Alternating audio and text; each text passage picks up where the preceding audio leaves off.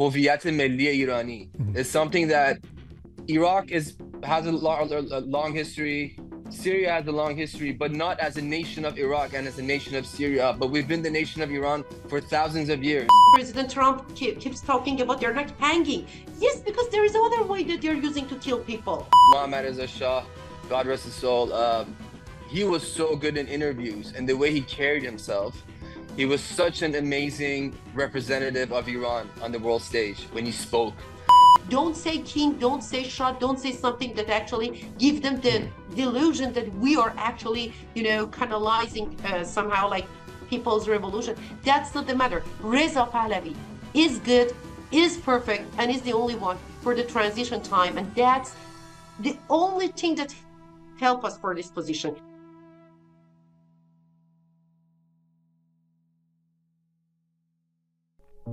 Well, hi there. This is episode 409 of Roqe, Iran Rises.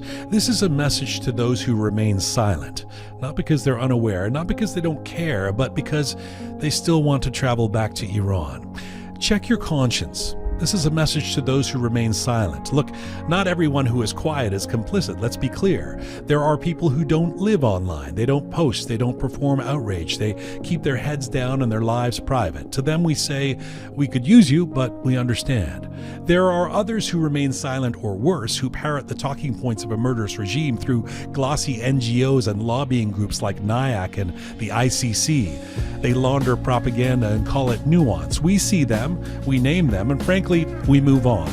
There are also those who fall silent because this revolution doesn't flatter their ideological wardrobe, the so-called human rights voices, the Hollywood consciences, loud on every cause except this one, because Iran's uprising doesn't wear the right uniform. We've spent enough oxygen on that crowd. This is not who this message is for. This is a message to those who remain silent because they still want to travel back to Iran, because they don't want problems at the airport, because they don't want their name flagged, because they want to keep one foot in freedom and one foot in accommodation. Really? Let's say this plainly. That position assumes this regime will stay in power, that silence is a strategy, that quiescence is neutral.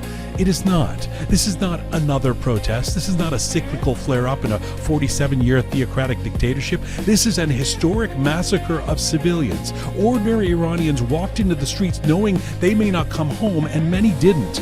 They traded safety for dignity, breath for bravery, life for the idea that Iran could belong to its people again. And if speaking out is merely inconvenient for you, if freedom is something you only support when it doesn't interrupt travel plans, then this is no longer a political question, it's a moral one.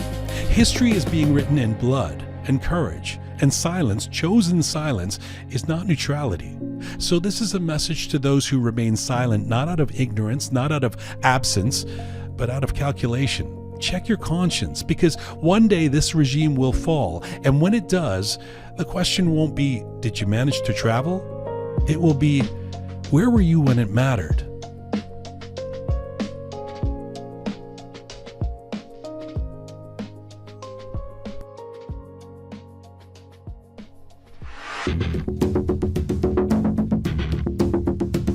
It's January 22nd, 2026. This is Roqe.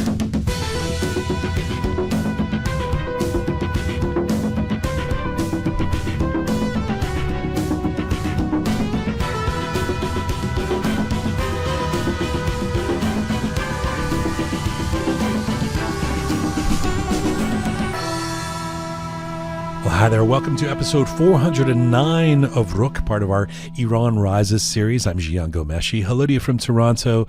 Hello to you from Canada. Salam dostan aziz. Durud bar shoma. Hope you are doing well wherever you're tuning in from around the world. This is the 6th episode in our Iran Rises series. And once again, events inside Iran are moving at a breakneck speed.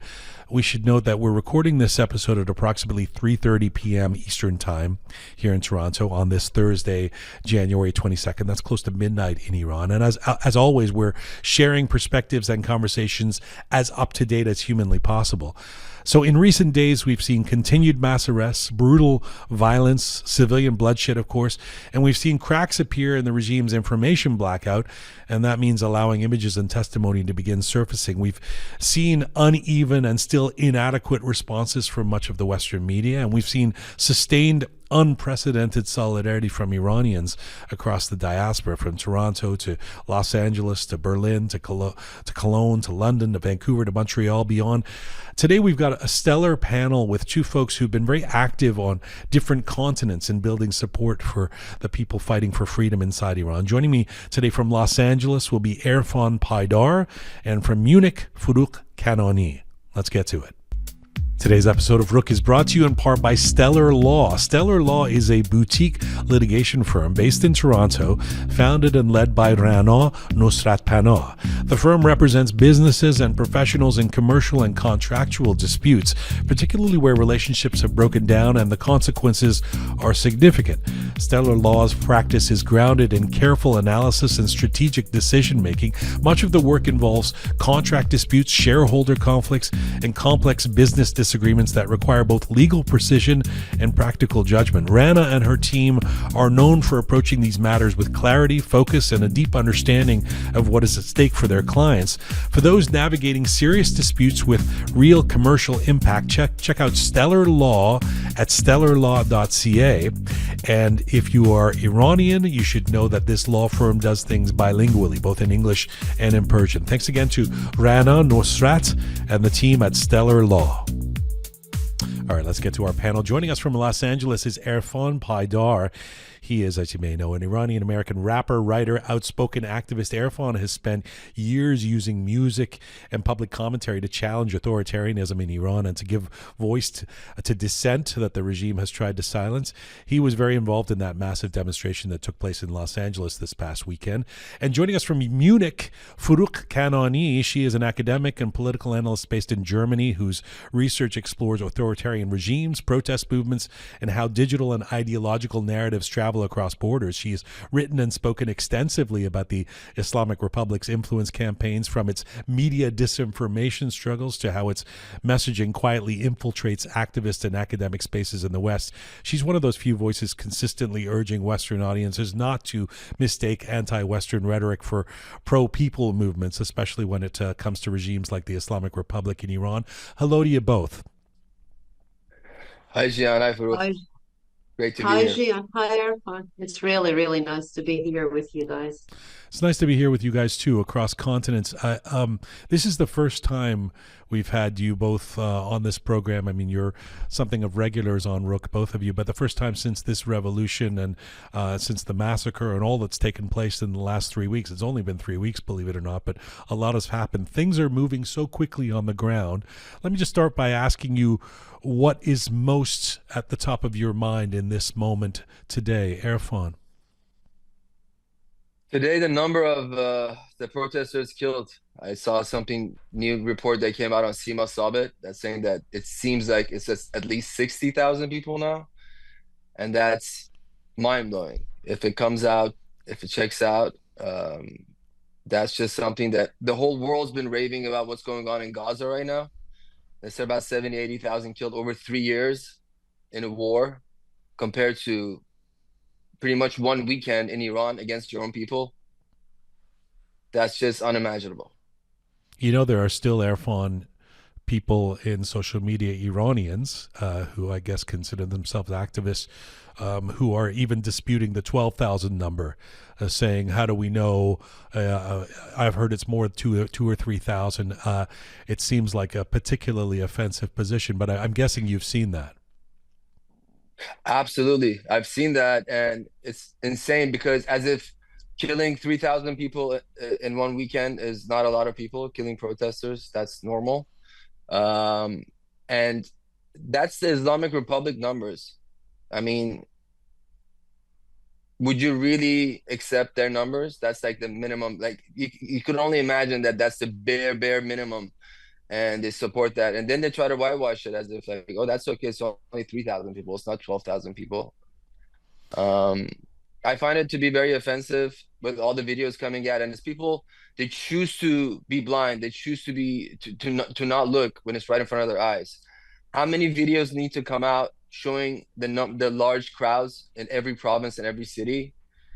And how many videos showing them shooting at people, and then now the morgues? And I mean, It's just mind-boggling, and it drives me crazy, especially when it's from Western journalists and pundits that I've watched the past 2, 3 years talk about, again, Gaza, and they seemed to me to be humanitarians and to care about life. And now they're just straight up talking, spitting out Islamic Republic regime propaganda. And I'm like, wow, they were just lying this whole time. They don't give a shit about people, excuse my language. So, let me come back yeah, to that's happening. let me come back to some of that and disinformation. But first, Forouq, just the same question to you. What is? I mean, it's been a mixture of emotions, as we know, toggling between elation at times and deflation. Seeing some of these horrific videos that Erfan is referencing. Tell me, what is at top of mind for you today? Oh, Jian, I really don't know where to start. Even one death, it's maybe a number to many of people, but this is a life. Even one death is too much. No one should be even arrested for just talking about their mind, even though it's not what really governmental system was. Get along being shot, being hit shot, being, I don't know, injured in hospital, and then getting like headshot and being killed. All these photos that got out of the Iran, they are unbelievable. What is on top of my head is literally that photos of like these body covers, like these bags that are half open. Do you know what it shows? That someone opened them halfly searching for the body of his or her beloved ones. That is driving me crazy. That someone, I don't know how many hundred bags got open. Hope was to find a body. And every time, I don't know if she or he was happy or, I don't know, disappointed to close it.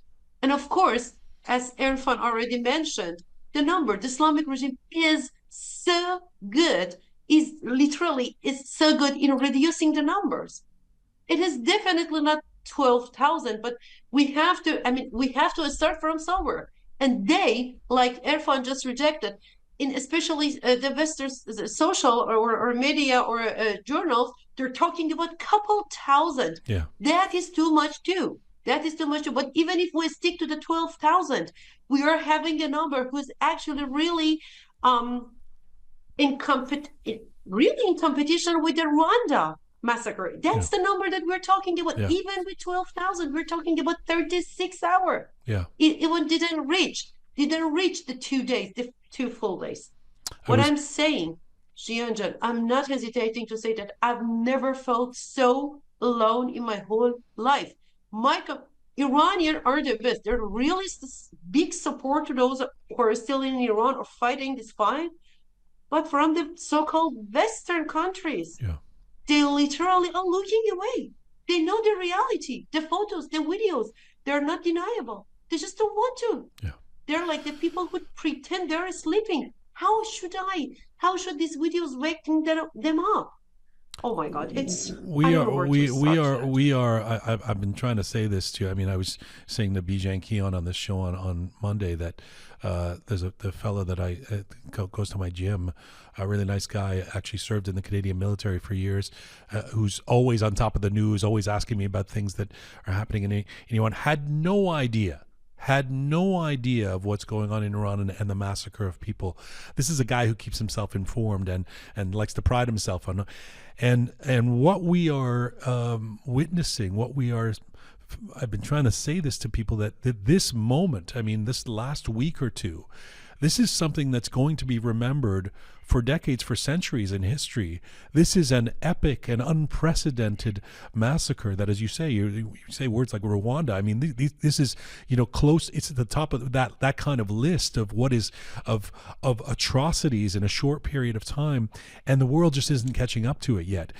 The Iranian community around the world has been impressive in starts and stops, that is. But I mean, you guys have seen, I mean, here in Toronto, God love them, my fellow Iranian Canadians, we've been out there in -15 weather and snowstorms, and it's been heartening, and it's been it feels like that we're doing something in solidarity. Erfan, I wanted to ask you about that big one in LA. A lot of us saw the videos from it coming out of after the weekend. You spoke at it. I don't know if you were one of the organizers. It looked like it was a massive crowd. Tell me what your biggest takeaway was from that, and then I want to ask you, Forouq, about the ones you've been attending in Germany. I think it was a pretty good turnout in LA, but we expected more. But I think overall it was good. Toronto was amazing. I saw Berlin was amazing, and there's going to be more in London. I think the old Sadi poem that says "Bani Adam Azay Yektigerand," this kind of really brings it to life for me that um, what we're feeling right now as Iranians is pretty low. We're not getting sleep. We're really worried, constantly just checking the news. It's difficult to continue with our regular lives.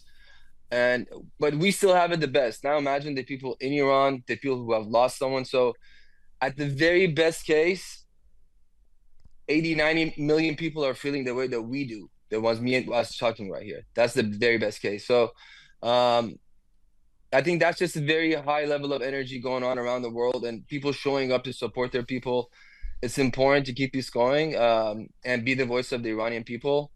But I think there's a lot more that can be done because there's a lot of people that feel it, but they feel like, oh, do I go out? Oh, what's the point? Is this anything going to happen? It doesn't really matter if we go out. So was the tone different? I was at at a rally in Washington D.C. on the weekend. It does maybe because of the urgency of it. Erfan, do you think? I mean, do you feel like this feels more like a political revolution than the one 3 years ago, where there's a more seriousness almost? I mean, not to minimize the seriousness of the period after Mahsa Amini's killing, but that people are fucking angry. When at the demonstrations here in Toronto, it's not a party. It's people are grim faced and they're angry. I don't know if that is that the vibe you had in LA. Yes, I think people always kind of ask for regime change, but generally the previous uprisings, the protests would be a lot of condemnation of what the Islamic Republic did. But this time, after all the brutality and killings that they witnessed, it's just like we're done. Enough is enough, and no more condemnation. Just we want them out. They have to leave, and there needs to be action, and there has to be action now. Forouq, you had a video. You were at a rally in Berlin. Somebody caught you on camera. I'm sorry, I can't give credit. I don't know who it was, but this video went viral of you speaking very passionately in Persian about why you were there, and you said something along the lines of, "This is really important for us to be at these rallies. It's almost as important as those who are on the streets in Iran." Talk to me about that. Talk to me about why you believe demonstrating. I mean, for those folks that, as Erfan says, what's the point? How are we going to help? Tell me why you thought it was so essential for people to be out there demonstrating and the passion of that moment where that video that you were in went viral. Oh, because I'm hearing it constantly from the people living inside Iran. If they have any chance, if they have any chance to contact us, that's the first and the last thing that they want. Go on. We are still under the fire. And right now that we're talking, I just today got a message from a friend of mine in Iran, in Isfahan, in Rash, and in Mashhad. Do you know what the regime does? They started like patrols in close to the places that mostly young people would go, like universities, and they check like young men and even young women. They said, okay, now show me your body, like your bare body, up and down to me. If you have like bullet in your body or something, you're pretending that you are healthy, but you have something. So they arrest you. They arrest you because they know that shows that you got bullet, but you actually could flee or you could survive. So they arrest the people who have anything in their body or injured or something. That's scary. One of my friends, a nurse, she contacted me and she said, you cannot believe they're taking the people who are in ICU, who are in intensive stations, taking them to ask them questions about who was and what they were doing. And they all are like in a very, security condition right now. They cannot be released from the hospitals. And if they are released, they're directly going to jail. So it is important because the world, most of the time, the politicians are really into just, look away. Okay, no news is good news. We're not hearing anymore from Iran. There is no shooting. There is no shooting. But who said killing is over?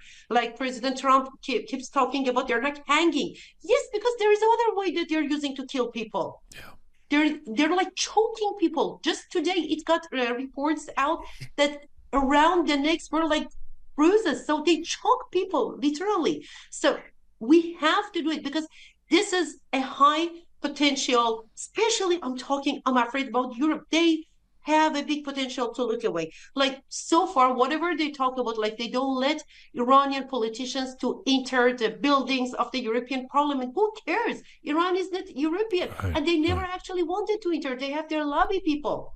Right. So it's like their games, their We're gonna theater. we're gonna That's levy not something that saved my people. Levying a tariff is not going to help the people inside Iran right now.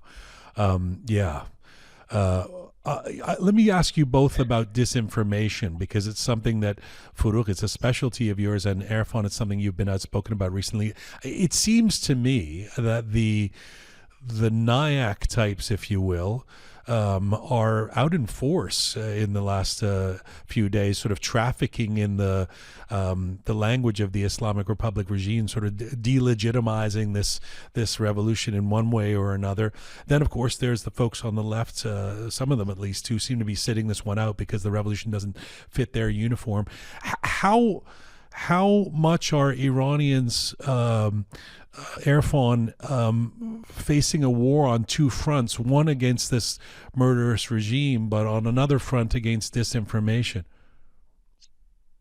I think it's huge, and I was very surprised, especially the first few days, to see, I'm going to talk about the Western journalists first, how many of them are straight up whitewashing what's happening in Iran. They're diminishing it as an organic movement and saying, oh, it's just a foreign intelligence, Mossad, CIA thing that's happening. When it's clearly not, when you can see the number of peoples. I mean, can the Mossad right now start a revolution in China and Russia? And if they just say like people are going to go out in the street, millions of people, it's just insane to think that. And it shows that I don't think they really believe it, but they're still pushing it. And about NIAC, yeah, I think it's kind of scary how many interviews they've been getting and how they're pushing the lies and the same narrative that the Islamic Republic pushes, left and right in different medias. And I don't know if the people interviewing them, they just don't know or what it is, because they don't, obviously, they kind of hide behind the covers of, oh, we're against the Islamic Republic, but also this is happening because of sanctions, as if that's the reason that people are out in the streets. It's just the economy. So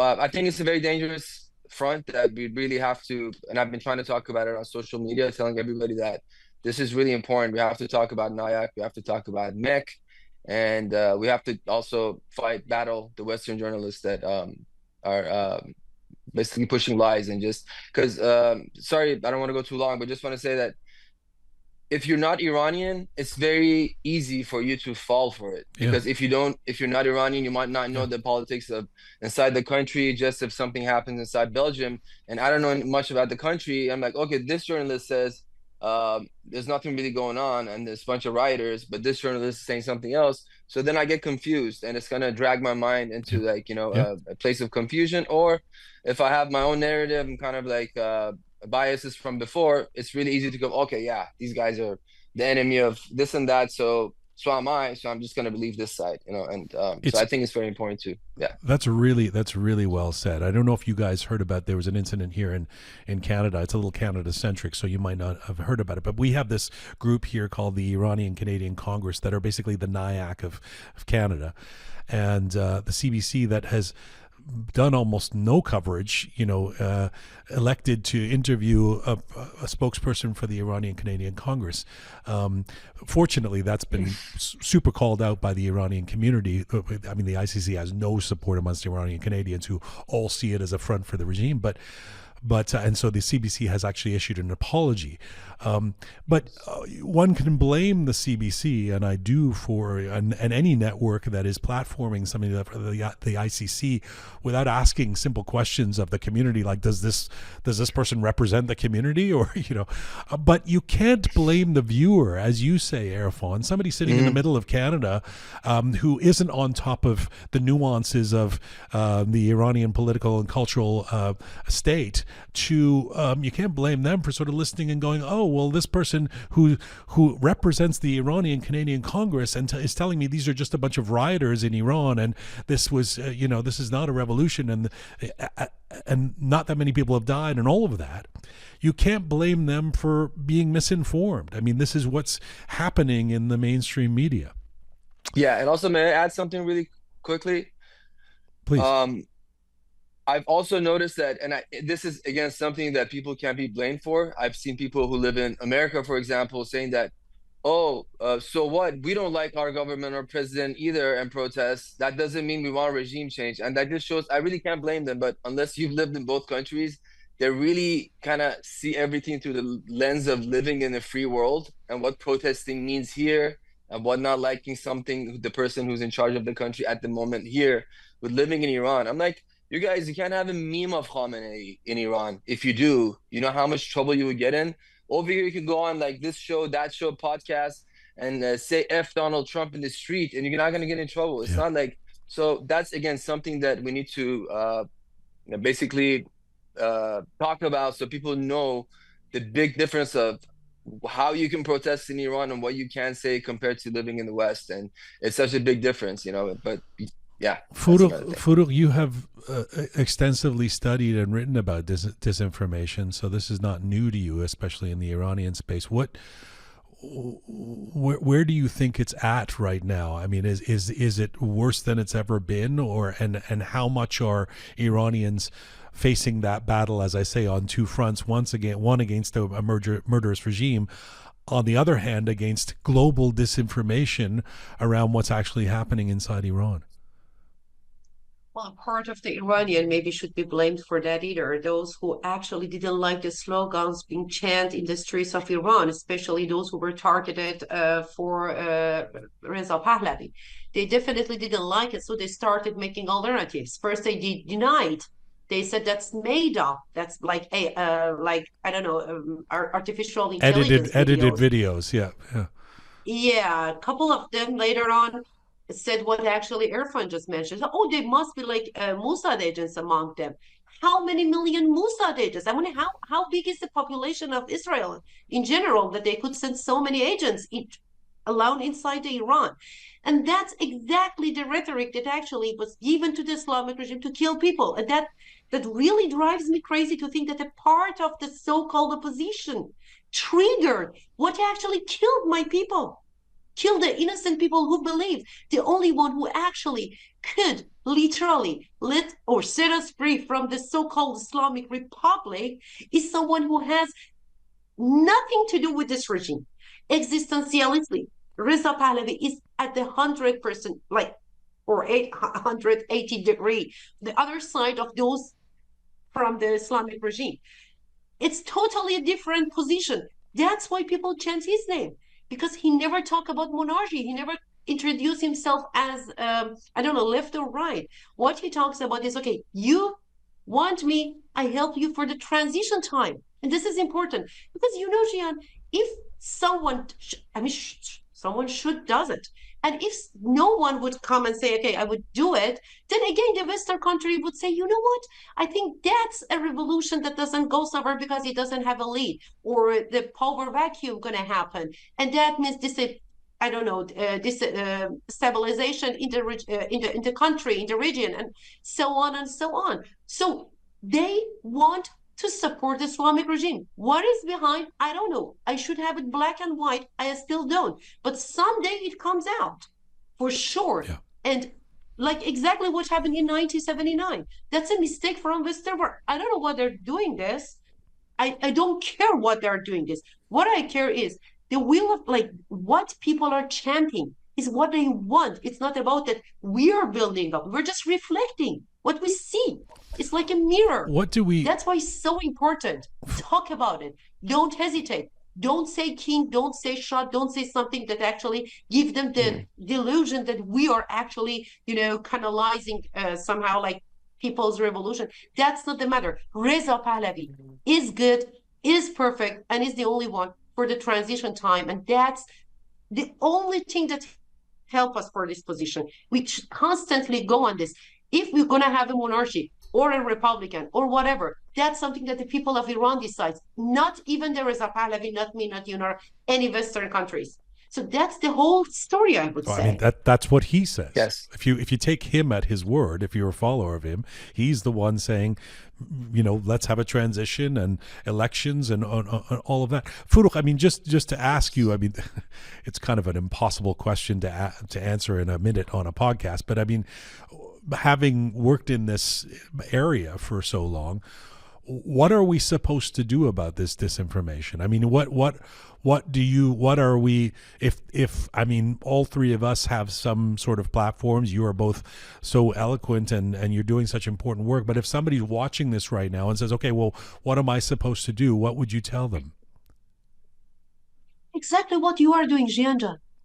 Talking in other languages than Farsi. Farsi, we all know the narrative changed. The Islamic regime in our mind, in our beliefs is gone. So English, French, I don't know, Spanish, whatever language, but Farsi, talk about it. Talk about Reza Pahlavi, not as king, not as prince. I'm so sorry that I have to say that, because I know many people really love him to see, like, to want to see the massacring, and many people chant in Iran, like Javid Shah.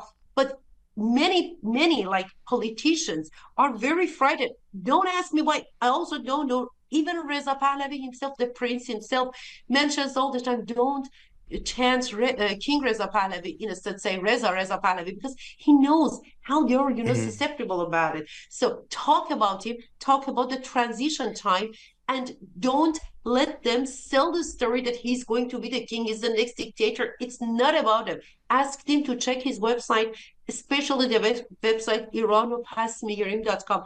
There he's never mentioned as king or prince or something. I mean, prince, he is a prince. He's the son of the Shah. So anyway, it's like something that you can deny, but we don't focus on it. It's not the matter. The matter is freeing Iran from the regime.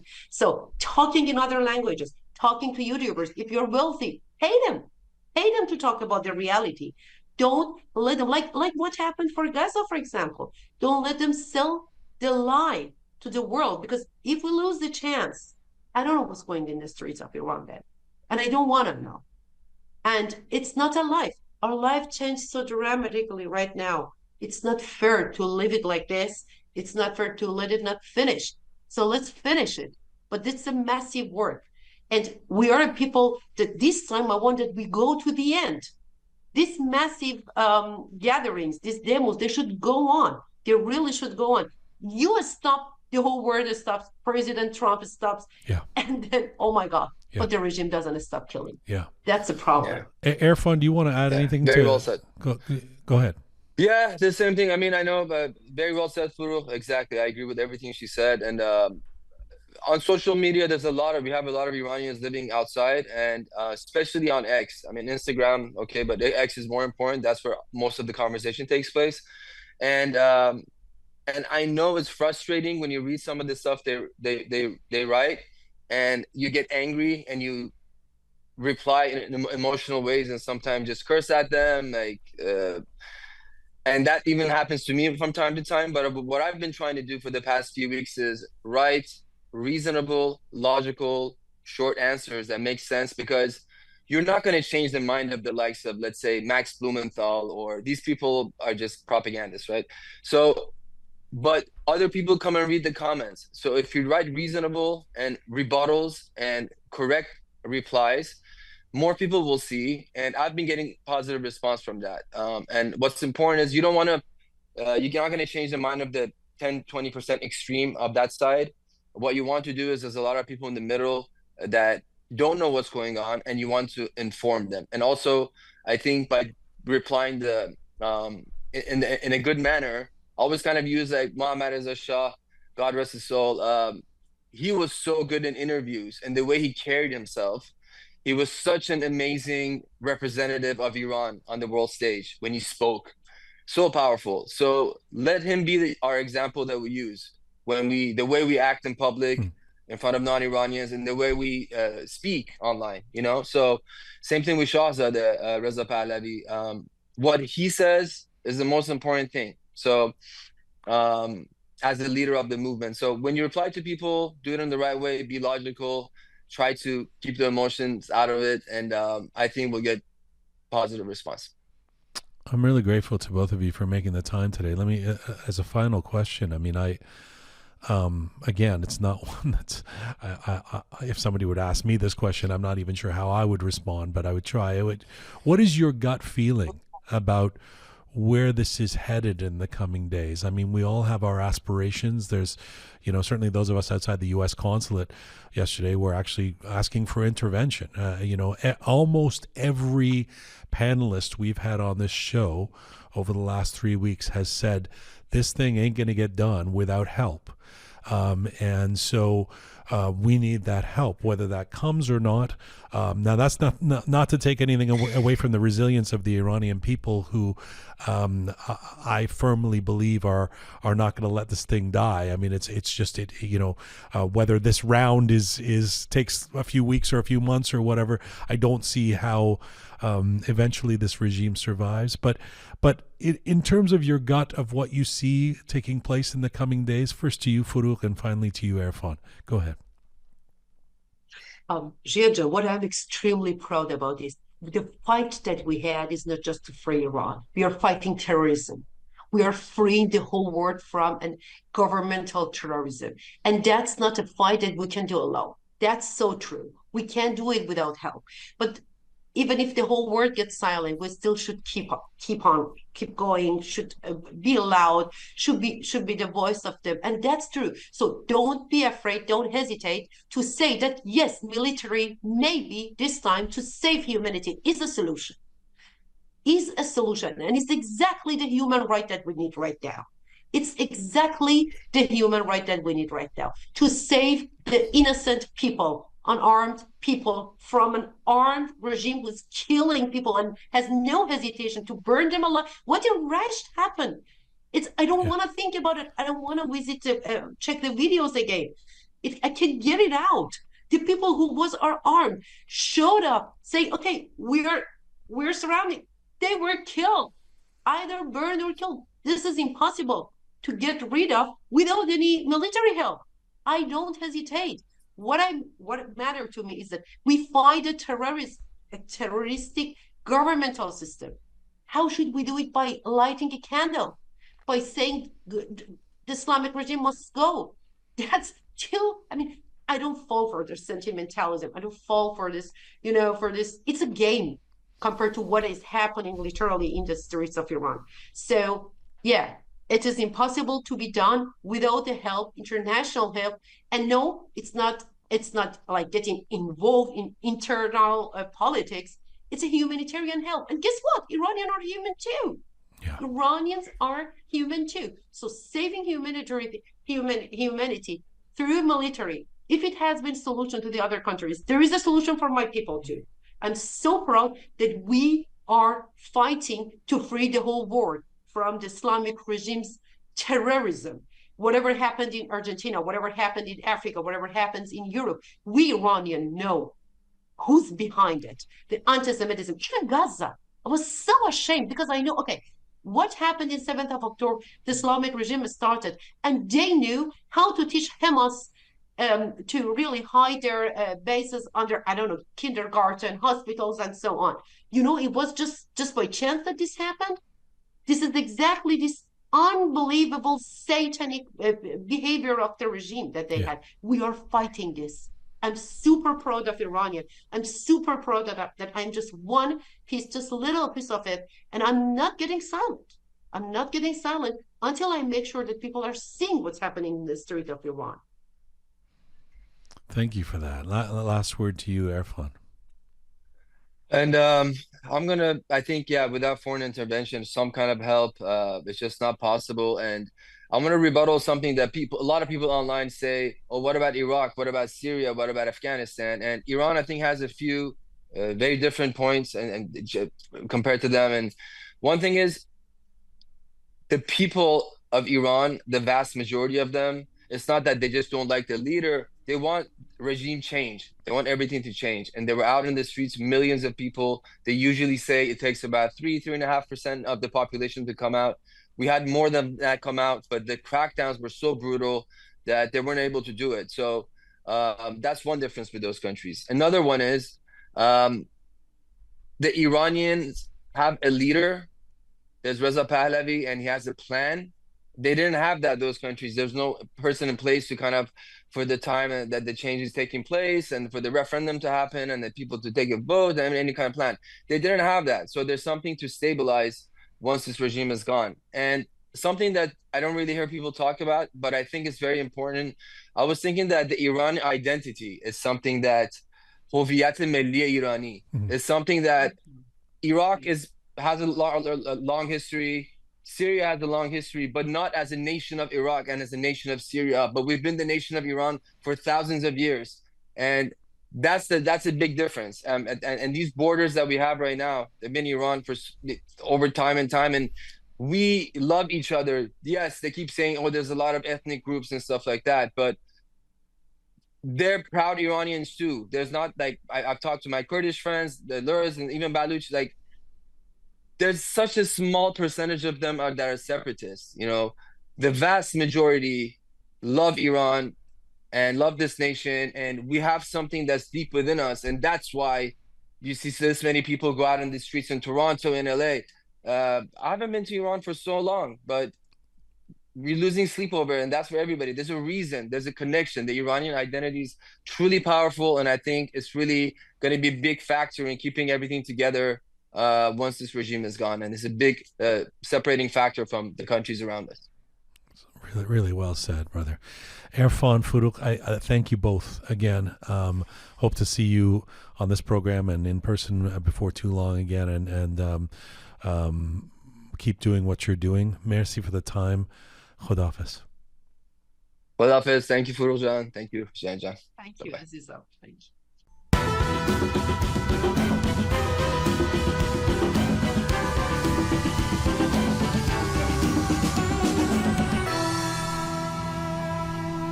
Wow, it's quite the panel. Sometimes we do these panels on this show, and I just want the entire world to hear these folks. That was really, really strong. Thank you again to Forouq and to Erfan for making the time. Thank you to all the folks who've been coming on the show over the last 3 weeks as part of this Iran Rises series. If you have any feedback, of course, you can post as you do on our platforms, on Instagram, on YouTube, etc., Apple, or you can email us at info@roqemedia.com, info@roqemedia.com. This is Full Time for Roqe for today.